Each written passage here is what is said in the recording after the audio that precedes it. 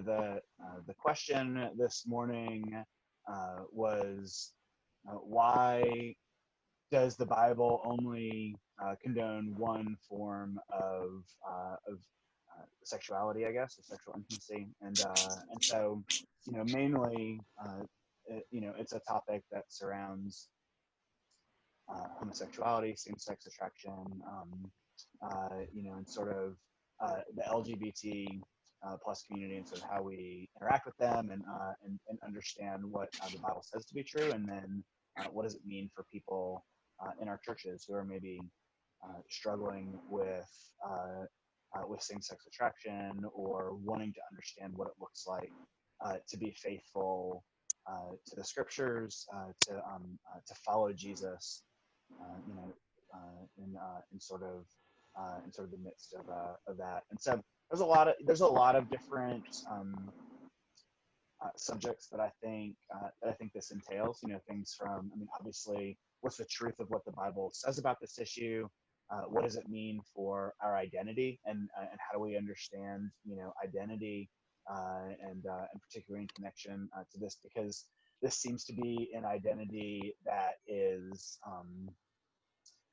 really really strong, right? And a way that people want to identify themselves in our culture today by their sexuality, and use that as sort of this overarching identity above everything else. And so and so sort of understanding what the Bible has to say to sort of help us in this, and how we can help other people understand it as well. So we've got I've got a couple of things that to talk about, and then and I just thought I'd see if you guys have any questions or any thoughts about it as well. I'll mention a couple of resources just as we get started. One is what Pastor Nathan mentioned this morning about the study report that our denomination, the PCA, did just recently over this last year, and just released last month on this topic, on sexuality and everything. They do a really good job. It's probably about 45 pages, but they go through some sort of, how do we understand what Scripture says about these things? How do we understand this in the context of the church? What are some ways to apply this? They have a really good section on sort of apologetics, on what are sort of the main ways that people in our culture understand this, and how and what are some ways that we can talk to people that are non-Christians about this, and what are some ways that we could go about it where we could get to the heart of the issue from a biblical perspective.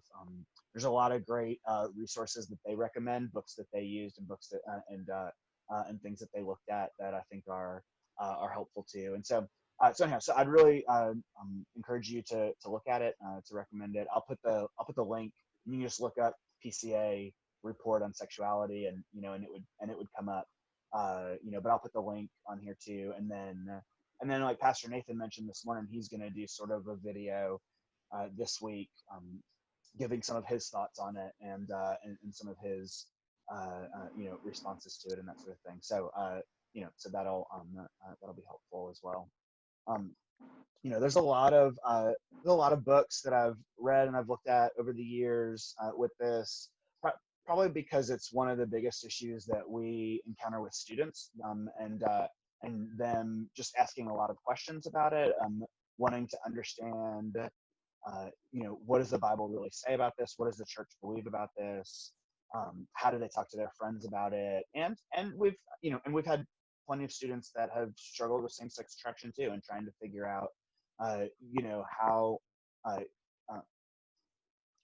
do they follow Jesus and understand maybe these feelings that they have, and and trying to help them walk through that a little bit as well. So there's probably, when you think about resources, I'm sure there's plenty of ways you can break it up. I sort of think about it in two main categories. Ones that really focus on looking at what the Bible has to say about it, right? So it's just sort of taking different passages and explaining them, and helping us understand how we got to where we are today in terms of what, theologically, what does the church believe about this. And then on the other side, more and more there are really helpful books from people uh, who were you know were involved in that lifestyle in some way, became Christians, and now are sort of learning what it looks like to follow Jesus faithfully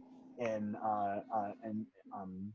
and sort of denying themselves in that sense for the sake of following Jesus. And so there's a lot of good books along those lines as well. So I'll read I'm gonna read a couple quotes from a couple different ones today, but I'll put a list of books online with this video too, as just some places to go to sort of continue to think about this and continue to understand it, because it's I don't think that it is a topic that's going away anytime soon in terms of our the culture. And I think more and more not just in the sense of like a culture war type thing where it's like, well, how do we make sure people know who we are and what we believe, but also in the sense that I think we'll have more and more people hopefully finding their way to church, into a relationship with Jesus, coming out of that kind of lifestyle. And for us to know how do we welcome them well, how do we help them work through some of the real challenges in leaving a lifestyle and an identity in order to follow Jesus and be a part of of the church. So anyhow, so I think it's a helpful topic. Was there anything from from Pastor Nathan's sermon this morning? He looked mostly at Romans 1 and sort of walked through Romans 1 this and the second part of it. Was there anything that was either helpful or maybe something that was new from the sermon that he talked about or that stuck out to you? I guess I'd like to have you talk a little more about when he referenced the Old Testament, and when people bring up the argument that, well, we don't do this specific thing, how I guess he didn't understand that explanation. Yeah, that's good.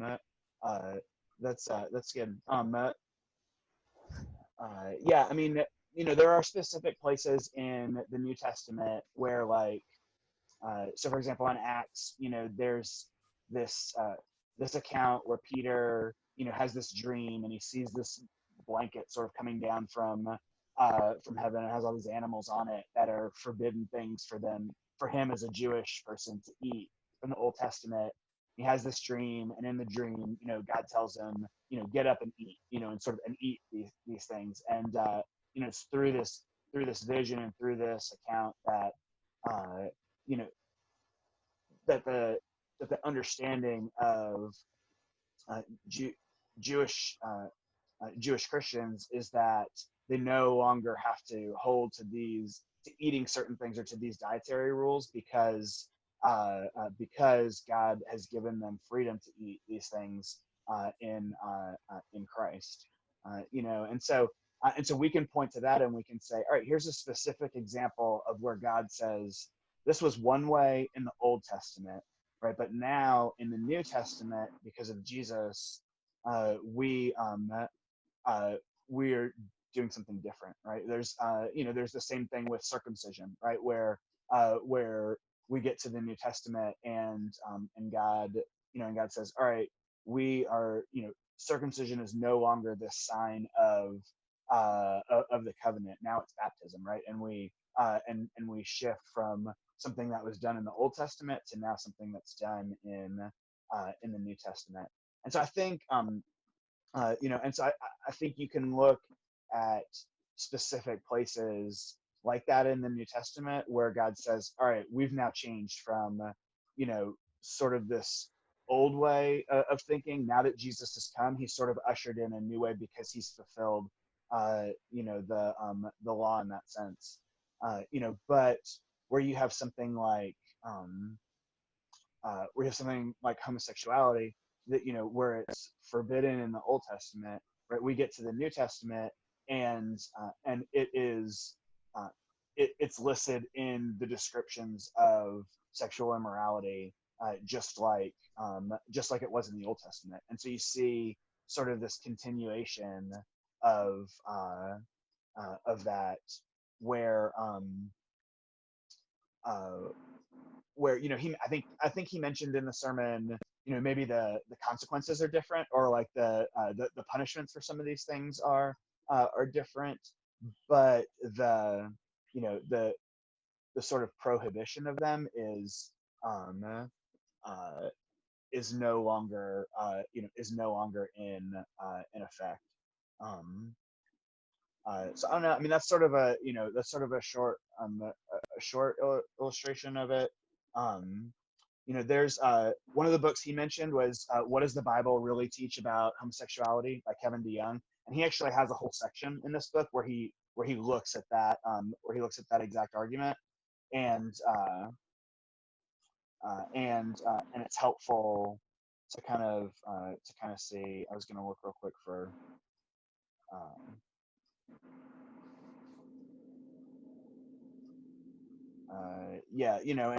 And I think that sort of goes along with some of the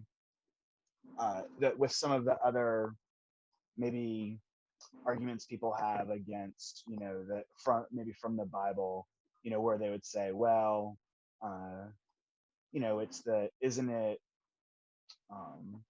how can you say that this is wrong when you do other things that are wrong, or that sort of thing. And well, what about this sin, or what about this sin? Isn't it, just as bad? And I think, and I think the continuity of the Bible from the Old Testament to the New Testament in a lot of these places, that makes is helpful. There's there's not for some of these things, there's not specific places where where you can go to the New Testament necessarily and say, all right, here Jesus specifically says in the Old Testament it was like this, and now it's still like this in the New Testament. For some things there are those, and for other things, I think we look to see what is it that what are the things that God clearly sort of moves from one from one argument to the other, from the Old Testament to the New Testament. So the dietary laws are one example of that, and then the ceremonial laws are what he talked about. All of the things that we read in like Leviticus and that sort of thing about the temple, and temple worship. All when you look, especially like at the book of Hebrews, it talks a lot about how Jesus has fulfilled, how worship is different now because of Jesus. We don't make sacrifices over and over again. Jesus is one sacrifice for all, and we don't. And Jesus is the is sort of the the temple now, and so we have we get some places where there's some clear replacements of understanding Jesus in place of these things that were in the Old Testament, and so it helps us to see the difference. But there's not a place where with something like homosexuality we could look and say, well, the New Testament just doesn't mention it, or in the New Testament God says, well, it's not that big a deal anymore. But it clearly makes that transition from like the Old Testament to to the New Testament, just like infidelity in marriage, right? Is something that you can look at the Old Testament and the New Testament, and Jesus is very clear. I mean, and it's interesting because I think in some ways that trajectory actually goes the opposite direction, where Jesus says, in the Old Testament, it was said, don't commit adultery, but I tell you, if you lust, then you're committing, adultery in your heart, kind of thing. And so Jesus actually expands how we um, uh, think about God's law and our inability to keep it, right? Even when he talks about murder, he says, in the Old Testament, you were told murder is wrong, but I'm saying if you get angry at someone in your heart, then it's like murdering them in your heart. And so, in some of these things, even more than just Jesus not relaxing the sort of the understanding of these things, he gives us a fuller picture of what this looks like and why and why we need salvation through him. So I don't know. So I don't know if that helps Oh, helps a that little did. bit. It's a really good question though, because I think it is one of those arguments that that a lot of people who come who sort of come to this argument use. It's like, well, so does that mean I can't eat shellfish either if I can't if because it's the same kind of thing. But but I do think that there are some clear ways that the Bible sort of helps us understand where that transition moves for some things, but not for others. So it's a good. I mean, it really is a good question. Any other thoughts or any other questions from this morning?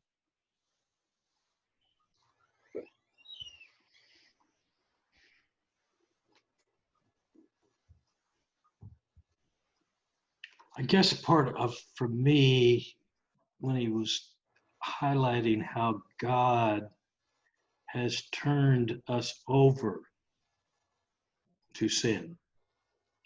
I mean, it was much more general in terms of Romans 1 there than just homosexuality. It was right. There's quite a list of issues there that's quite broad in terms of negative behavior, and that seems rather a consequence of rejecting God. Okay, this is what you want. This is what you got. Yeah. And then part of that was what happens with sexuality. That's part of the picture. So I was rather struck with some of the emphasis on that. Yeah. It reminded me a little bit of when we had the discussion about around the question of hell, and why is it fair, or not for for God to send people to hell, or does God really send people to hell? Sort of trying to understand that a little bit. Part of the understanding behind that is to say, our sin, in a way, God is doing the same thing. He's giving us over to what we naturally want apart from him anyhow, right? As opposed to sort of putting this in us and sending us there. It's he's sort of allowing us to have what our what we really want apart from him. And so yeah, in I think in the way that it describes sexuality and some of these other sins, it's it's the same thing. And I think that's a good, I think it's a helpful thing to remember too. Some of the reason why there have been times in maybe recent church history where people feel like the church is just picking on this one issue, right? Or trying to make this like the issue above all issues, kind of thing. I think part of that can come from maybe a failure to emphasize that what's at the root of homosexuality, like we're talking about, and it is the same. Is it what's at the root of any sin, right? And these and fighting desires within us, and we'll look at James for a minute, the book of James, where he talks about this, but fighting desires in us, whatever those desires are, that aren't that aren't godly desires, is the life of a Christian, right? And so in some ways I think the culture has made sort of the world that we live in right now has elevated sexuality as to like this, this idea that, or this identity that's above all others, and the church has had to respond to it. But I think in responding to it, maybe, there have been times where we haven't done a good job of painting a full picture of sin, and then the redemption that's possible from it, and of sort of and of sort of hyper focused on on this topic. What do you think are some of the challenges in talking about this, maybe with people, with other Christians, or the challenge of talking about this topic with people who aren't Christians? What do you think are some of the things that make it most difficult to have these conversations around this topic? Well, if you got a minute, let me unfold an illustration. This is a flashback experience. I was working as an orderly in a hospital in Florida, and we were pressed over for the night shift because there was a hurricane lurking off in the Gulf Coast, and there was 2 orderlies on, myself and another. And it was after midnight, and the nurse said, "There's an empty room down there. You guys go down there and take a nap, or go to sleep. If I need you, I'll give you a call." So we put some stuff on the floor, and I was just about ready to doze off, and this guy reached over and started stroking my hand, and I pulled it away.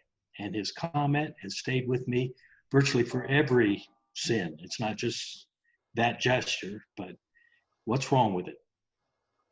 And I've heard that again and again for all sorts of things. What's wrong with taking drugs? What's wrong with taking alcohol? What's wrong with, on and on, the list goes on and on in terms of that. And I think that is one of the major issues that we've got to deal with as believers, when we know we're sinners ourselves and we have our own particular sins.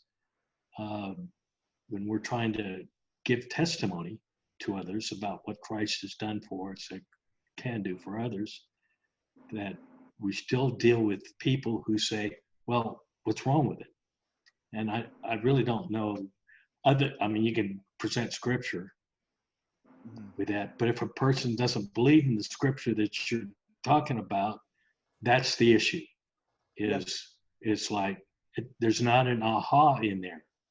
Just because scripture says so, it means something to us as believers. It doesn't mean that same thing to a non-believer. Mm-hmm. So I think that's one of the difficult parts of giving testimony. And the challenge is, how do you talk to people who don't believe, and they actually don't believe that the scripture is correct on the issue?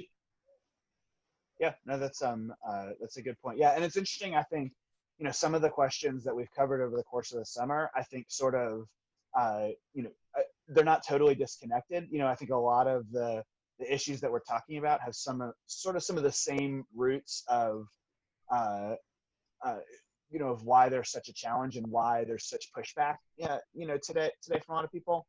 So if you think back to the question of, why can't I do whatever I want as long as I'm not hurting anybody, right? I think what you're saying the same thing. Yeah. Comes back to that question, and the challenge around that, right? It's, for talking about this specific issue of homosexuality, it almost, for people who are, like you're saying, don't see the Bible as like an authority or something that's really guiding their life. We almost have to go back to a question like that and start the conversation sort of more broadly, right? With that kind of topic, and then say, and then when we understand, why it is that we're compelled to listen to a God over ourselves for what sort of directs our life, then we can almost apply it specifically to something like, homosexuality or something like that in a specific issue. But I think you're right. I think that's it's going to be a challenge for a lot of the issues that we, that we begin to talk with people about, when their pushback is, their pushback is more general as to, well, you can't tell me what to do, or why should I listen? Well, there's a couple of things. I was gonna read a couple of passages and just talk about them, and talk through a few things, and then like usual, if you guys have any questions or anything, definitely ask them or stop me along the way here. In 1 Corinthians chapter 6, verses what are we looking at here? 9 through 11. That's 1 Corinthians 6, 9 through 11. It says, "Or do you not know that the unrighteous will not inherit the kingdom of God? Do not be deceived. Neither the sexually immoral, nor idolaters, nor adulterers, nor men who practice homosexuality, nor thieves, nor the greedy, nor drunkards, nor revilers, nor swindlers will inherit the kingdom of God." All right, so this is one of those passages that includes this as part of a list of sins. And then in verse 11, "And such were some of you, but you were washed, you were sanctified, you were justified in the name of the Lord Jesus Christ by the Spirit of our God." And I think this is, I think that this verse illustrates really what a lot of Jesus's life illustrated, which is that for maybe as shocking or as powerful as the Bible's words are against like sexual sin, for example, Jesus's welcome, right, and the forgiveness that he offers are just as powerful, as are just as strong. And I think as we talk about this, it's an important thing to remember, right? That it can be easy to sort of fall into talking about this as like a social issue, a political issue, or whatever, as sort of an issue, and forget that our number one goal in any of this would be to see people come to know Jesus through through a conversation of it. And so both of these things are important, right? The truth of what God says about sin, and this sin in particular, and the consequences for it, and how grave they are, but also the redemption and the grace that is that's offered in Jesus, and the hope that's offered in the midst of it. We see Jesus welcoming lots of sexually broken people, and talking to them and giving them hope, and giving them new life in Him. And so that's always something that we want to keep in the back of our minds as we're as we're talking about this topic.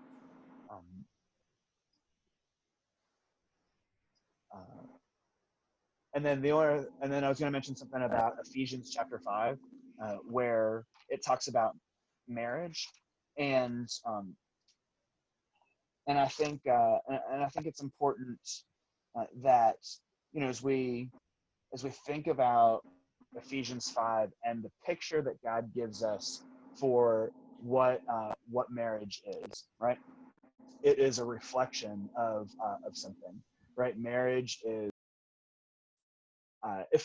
so in Ephesians, God is Paul is painting this picture of marriage, and he says marriage is a reflection of something bigger, right? Of something better, of a deeper relationship and a deeper commitment. Marriage is not an end in itself. It's something that points in. Some of the ways that we understand why God would say homosexuality is a sin is because it fails to reflect the thing that God has in mind when he talks about marriage intimacy, when he talks about sexual intimacy, right? These kinds of things. They're all they are good gifts, right?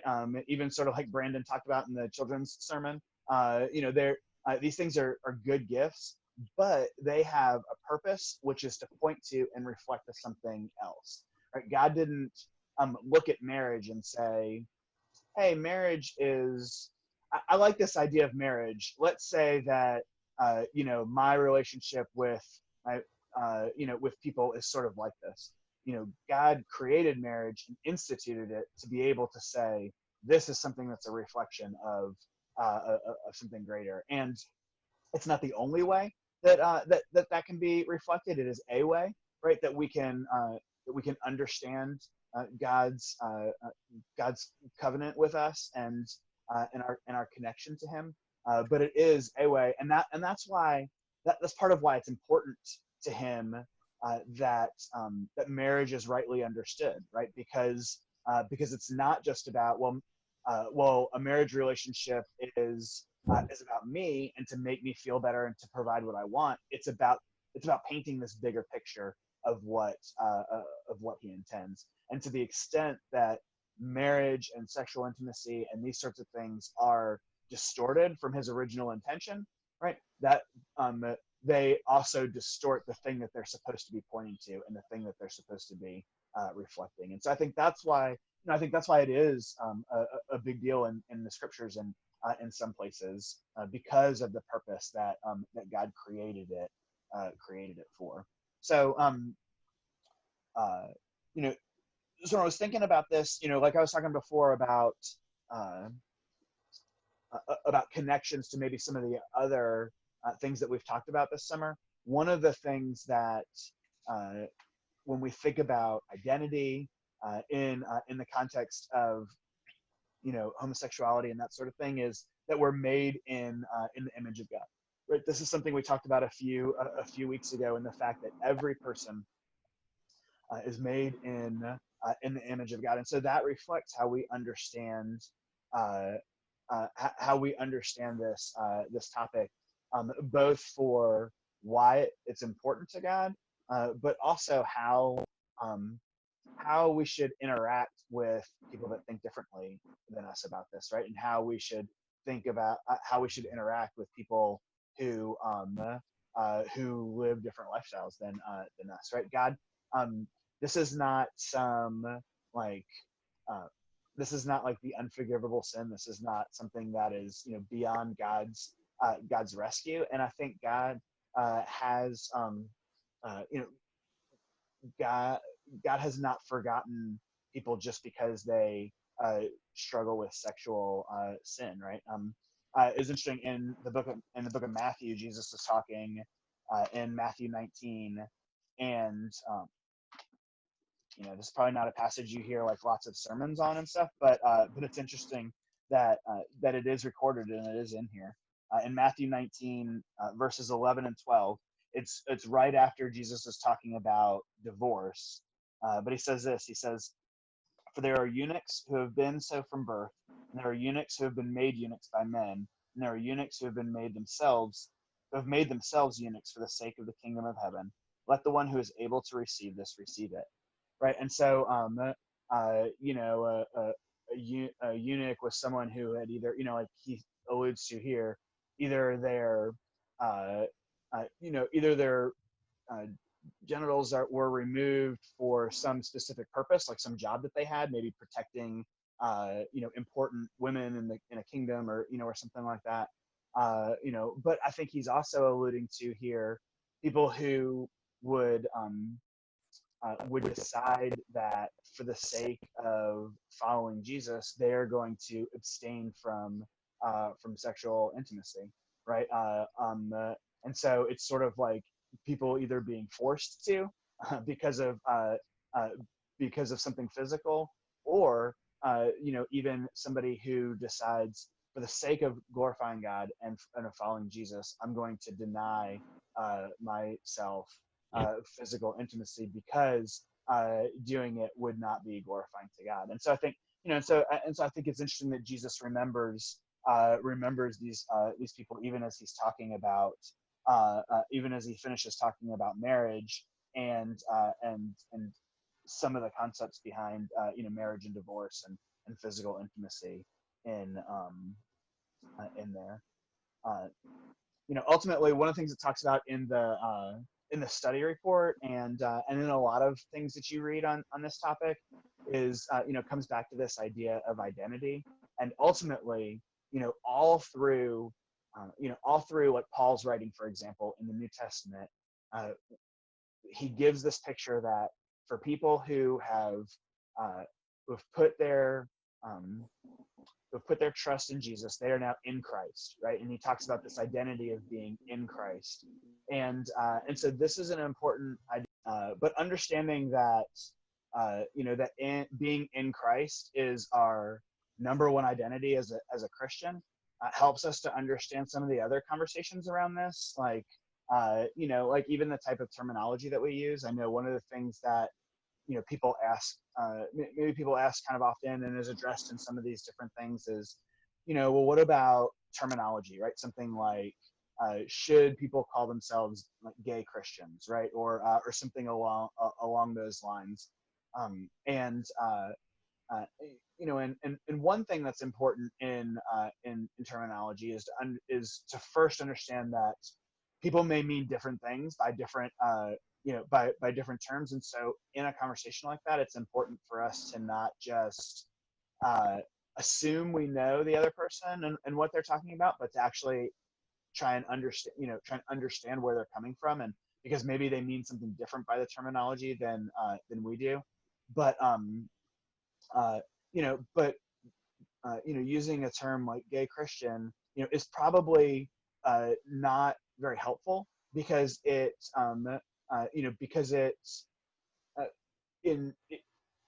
it gets to the question of identity, right? And it's sort of in one way of looking at it, it sort of equates your sexual identity with your identity in Christ. And one of the things that we understand as Christians is this idea that our most foundational identity is that of being in Christ. Now, some people might use that term because as sort of a descriptor, right? To say that maybe this is something that I struggle with, or that I've struggled with in the past. And identifying our sin, I think, is important. I mean, being able to identify it and to say, this is something that I recognize as part of my, part of the story of my life and of where I've been and where I'm and of what I've come through, I think there's an important part of that. But I think, in terminology, it can sometimes be helpful. Let's see. Let me skip through a couple things here.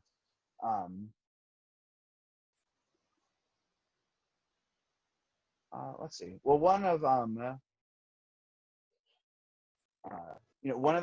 things people ask a lot about is the idea of same-sex attraction, and and when we think about Christians, does becoming a Christian mean that you sort of automatically stop struggling with that, or that that's no longer an issue? And if it is, then maybe you're just like, you're not as strong a Christian, or or that sort of thing. And I think, understanding it as a way of saying,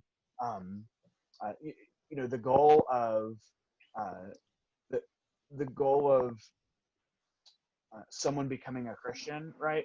Especially someone who has struggled with this, is not that they would become heterosexual necessarily, right? That's not the goal. Was that they would know Jesus and want to follow him more faithfully. And so for some people, that means that over time, I think those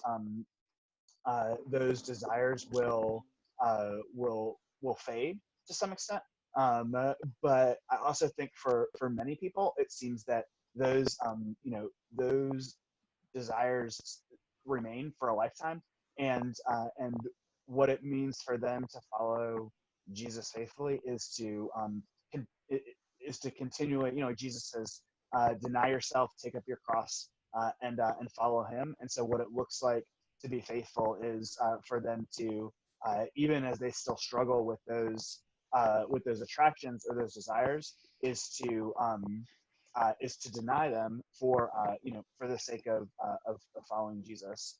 And the hope is that over time, the process of sanctification would allow them to grow in maybe not experiencing those desires as much or as often, or be able to deny them and not to act on them when they come. And so so I think so understanding that, I think, is helpful. And I think because and it's something that I think that we can learn from too, right? People who are same-sex attracted and also wanting working to follow Jesus faithfully, to deny something in themselves that was at one point such a core identity of them is the picture of what Jesus is saying when he says to deny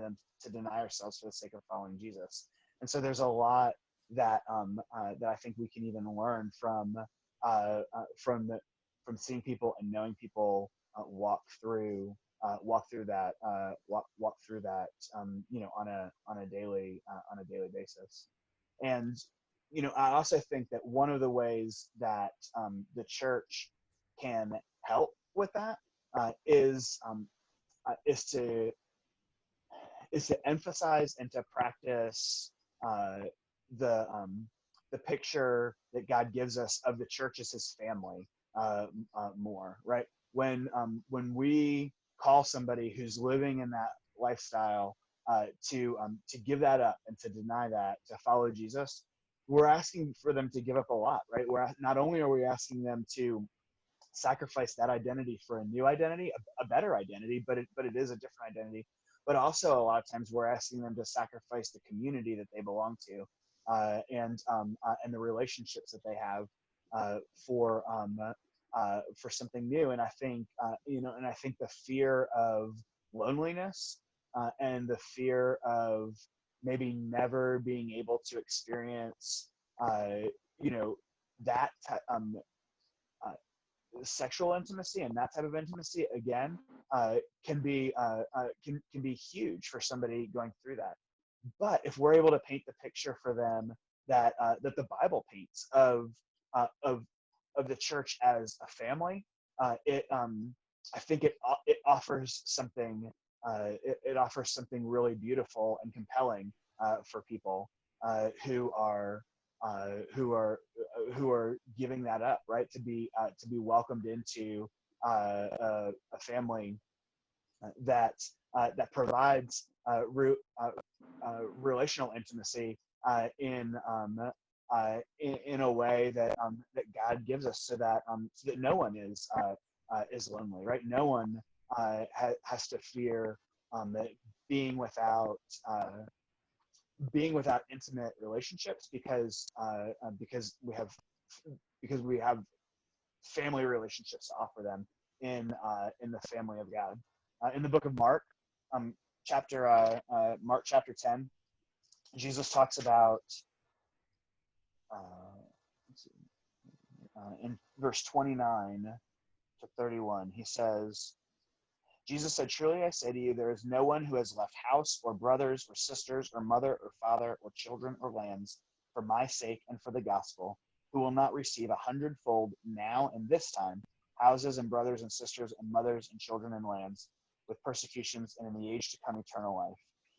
And so, it's interesting. He says, sacrificing even intimate relationships like that will provide eternal life for us. But he says we'll also experience something even greater in this life, right? And what's he talking about? He's talking about the church, right? He's talking about the fact that even as we give, even as following Jesus might require us to sacrifice certain relationships and certain intimacy with people in parts of our life, what we get in return is even greater as the family of God. We get brothers and sisters and mothers and fathers in Christ that creates for us a family and relationships that are a gift, right? And sometimes I think we forget that this part of it as we talk about this this topic. One of when you think about the even the early church, right? One of the things that was for all of the struggles that early Christians had and persecution that they faced and that sort of thing, they were never lonely, right? because the early church created this family that was so compelling that people were willing to sacrifice an incredible amount for the community that they got to experience in the body of Christ, and so that's something that I think is important for us. It is important for us to remember. In the book Confronting Christianity, she says, in our sexualized world, we might think that a deeply meaningful hug with a friend or a loving arm around our shoulders is inevitably dwarfed by the greater physical intensity of sex. But while sexual contact may involve a more powerful physiological response, it is not necessarily more truly intimate. In fact, it's all too common for people to gain physical pleasure from sex without deep emotional connection. And while a good sexual relationship should also involve deep friendship and non-sexual touch, there will always be ways in which particular friends get us differently than our spouse, ranges of interest and emotion that they can uniquely access. And so she's talking about, a lot of times our assumption is because we live in sort of this hypersexualized world, that is the ultimate of what God created for us to experience intimacy and relationships in. But the reality is that the picture we have in the Bible is not one of never being alone because we'll all be married and experience sexual intimacy, but because we'll all experience the relationships in the family of God that provide an even deeper intimacy. Which is why Paul can talk about singleness being a gift, right? And talk about the advantages of that. That's why Jesus was never married and never had sex, and yet experienced, and lived the most perfect life you could live, right? Because ultimately, that's not it's not required for us. Sexual intimacy isn't required for us to experience everything that God has for us, but the intimate relationships that we experience with people in the church, it does provide us with what God intended for us to experience most. And so it's not to minimize marriage or to put down marriage, but it's to be a reminder that is only one reflection of what God is pointing to, and it's only one of the gifts that God has provided for us to experience what He has for us. But it's not the only, and it's not even necessarily the best one. And so I think that's helpful, for us to remember also. What else was I? So I was gonna read one other quote, and then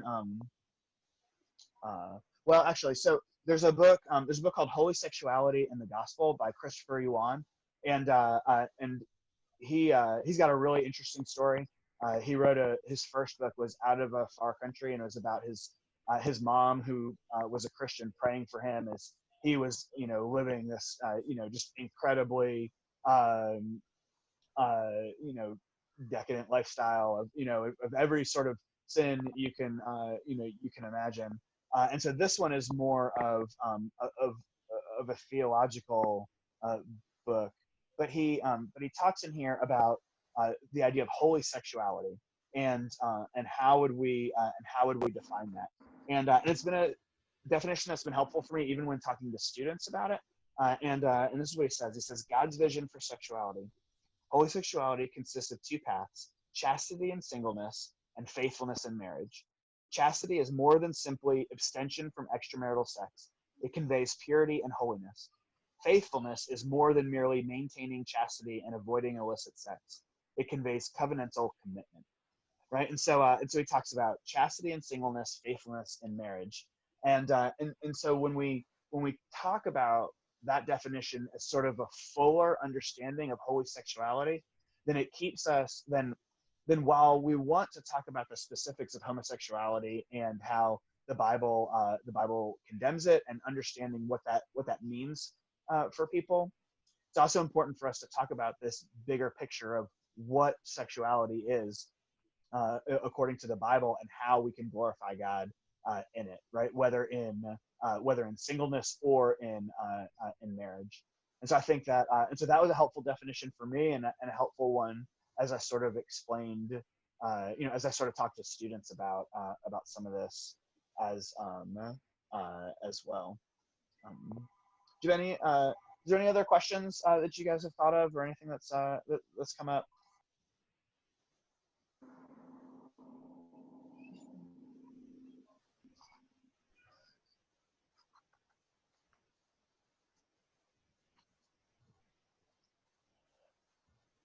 I think, like I said, I think there's a lot to talk about with this, and I think there's a lot of ways that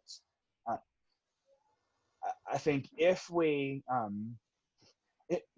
leave our house and if we leave the four walls of the church, I think this is a subject that's going to come up a lot, right? And I think the reality is it comes up even in the four walls of the church, right? I think Pastor Nathan said this morning, right? But in a church our size, we can assume that there are multiple people that are struggling with same-sex attraction and trying to figure out what this means for them and how they can follow Jesus in light of these things, or if it just means that they're disqualified from following Jesus, right? And so I think understanding that these topics and being able to talk about them both with Christians and with non-Christians, I think is really important and is really helpful, because it is one of the things that it has become more and more around us.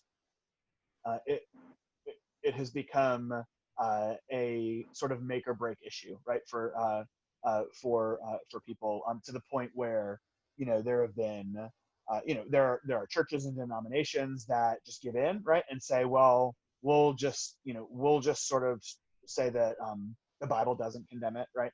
Or the other way, that we are going to speak so strongly and so forcefully against it that that no one would ever want to follow, come and be a part of our community who is struggling with it. I heard somebody told me that there was they were talking to a pastor, and and the pastor was talking about how they had a gay couple in their church who had been a part of their community and really loved being part of their church and a part of their community, and decided they wanted to join the church. And when they when they went through the new members class, they talked about something at some point which basically allowed them, showed them that the church didn't believe that homosexual marriage was okay, and that they wouldn't be able to join the church as a result of it, right? And so the pastor, so it caused the pastor to sort of step back and say, man, we've got to reevaluate some of how we're communicating and some of what we're doing, because we obviously weren't clear enough that we believe that this is a sin, or they wouldn't have been a part of our community for so long and not see anything wrong with it, right? But I think at the other side is that there are plenty of churches that never have to have those conversations and work through adjusting that, because their community has never been compelling enough for people who are gay or same-sex attracted enough to want to be a part of it, right? And so finding both sides of this are really important, right? Being clear about the truth of God's word and about what he says on these issues, and being able to articulate them clearly. Not just the fact that he says, that the Bible teaches that that this is a sin, but why, right? Why it damages these things that God is trying to teach us through marriage and intimacy, and sexual intimacy, that we lose by not holding to this truth. But then also, right, being just as clear about about the character of Jesus, right? To welcome broken sinners, even those that are broken sexually, into and to repent and believe the gospel, and to experience new life as a result.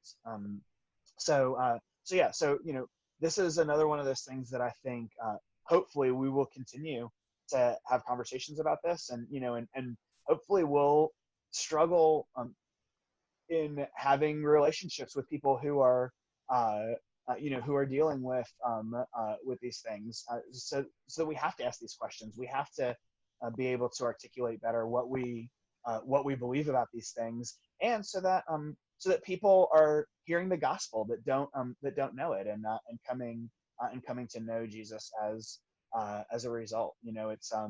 It's one of those things that one conversation can't, one sermon, one conversation can't cover everything, and yet continuing to talk about it in a way that glorifies God and in a way that is drawing people to Him, I think is really important. And hopefully us as individuals and our church has the opportunities to minister to people that are struggling with this in a way that really does does allow us to see Jesus changing lives, and giving people the ability to experience the fullness of life that comes from following Him and being a part of His church. So, any other last questions or comments before we finish up? Just as I completely agree. The issue is not going to go away. It's like all other issues that we got to deal with. The church is becoming more evident to us. Hearing this morning that PCA was addressing the issue, and being quite familiar with the United Methodist Church was ready to split over this issue. Right. Sure. And if it wasn't for the COVID pandemic, a vote would have been taken Mm-hmm. in relationship to whether or not a split was going to take place. That's how on the forefront this particular issue is in the church. I'm not just talking about United Methodist, but that a conservative denomination like PCA is re-established a new document making a statement. Says, yeah, it's there. We've got to deal with it. Mm-hmm. Yeah. And I also like the balance that I'm hearing.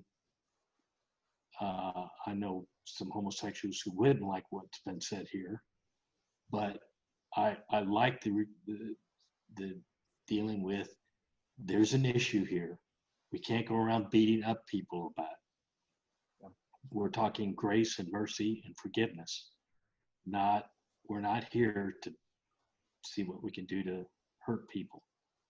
We're here to present Jesus as the loving God who has reached out to us. That's a different model than I think the church used to beat up on people like this. Yeah. So it still does. Mm-hmm. But I think there's a movement to say, whoops, we didn't handle this well. Yeah, no, and you're right, and that's often some of what we're having to push back against, right? Where we're maybe not starting at a level playing field in some ways when we talk about this with people, because they're working from really bad experiences in the church, right, and have been really hurt by the church because of what you're saying, and so we're trying to sort of make up ground in that respect, while also stating the truth clearly, and I think it would be silly for us to expect that people who are not Christians, right, would decide to deny themselves in this sort of a way for the sake of following Jesus if they don't actually know Jesus, right? And so more often than not, people are going to come and be a part of community in some way, and meet Jesus before they decide to turn from this sort of lifestyle, right? And it's going to be Jesus that's the thing that compels them to turn from it, not us sort of convincing them of the merits of it one way, of the issue one way or the other, right? And so and so that's an important thing for us to remember too, right? That it's community and God's kindness that's often going to draw them to Jesus. And then when they meet Jesus, it's Jesus who compels us, any of us, right, to give up, to turn from our idols and the things that we love most, right, to turn towards Him. So yeah, that, you know, yeah, like you're saying, we have to understand that in our own context too, for how, you know, how we are compelling people to be a part of our community even before they necessarily believe all the same things, you know, we do, which can be hard, which can be part of the you know, part of the challenge. But yeah, and you know, you talking about the Methodist Church, it did remind me, you know, it's interesting that in the United States right now, it feels like, you know, there's this huge shift that has taken place in what people think about this issue, both in church and outside the church, and of sort of the dominance of this issue. And yet, if you think about, if you look around the world, right, it's not, the majority of the world would agree that that homosexuality is wrong, or it's a, you know, it's a sin. So, you know, depending on, you know, if you're talking about people in Christianity or Islam, or you know, or people in different parts of the world. So in some ways, you know, we can be in a little bit of a bubble in the West, right, and not and miss sort of what's happening, you know, in other places in the world, which I think is helpful too. You know, in that debate with in the Methodist Church, you know, there was a great speech. I'd have to look it up. Maybe I can find the link and I'll put it there. But there was a great speech by an African archbishop who got up and spoke during the debate between whether they were going to split or what they were going to do.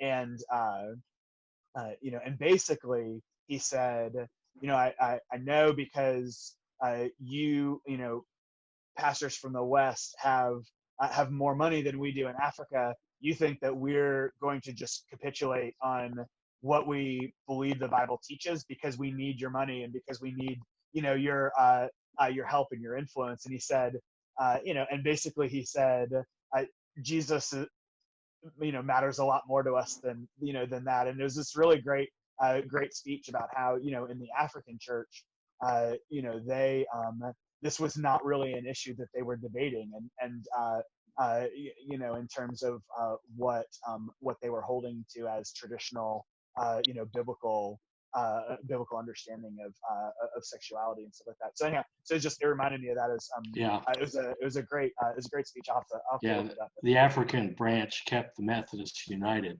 really, with that. Yeah.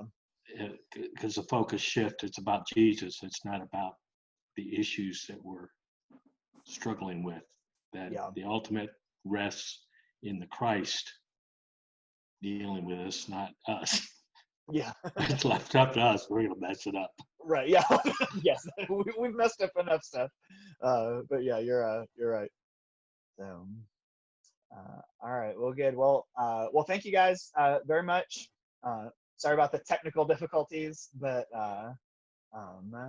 like always too, if you guys think of questions afterwards, or you think of things that would be helpful, you know, let me know, and we can continue to sort of talk about these things. I think it'd be good for us, it'd be helpful for our church, and so yeah, so just let me know. All right. Well, I hope you guys have a good Thank you, Steven. Yep, have a good night. We'll talk to you soon.